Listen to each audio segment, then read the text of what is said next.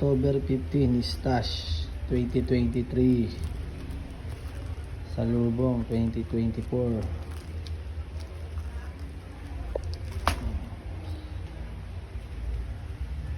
Medyo mura pa na uwan natin guys kasi ngayon hindi pa peak season. Babanat ulit tayo before magkatapusan, kaya November na, hanggat mura pa. Ito 550 na kalagay pero nakakuha ko lang ngayon ng 430. Mura pa yan.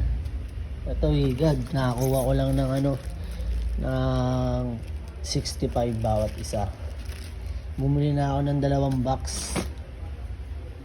Ito 1,000 rounds for sure yung tatak. Branded to, hindi fake. Doon ko mismo kinuha to. Nabili ko lang ngayon ng 600 1K rounds.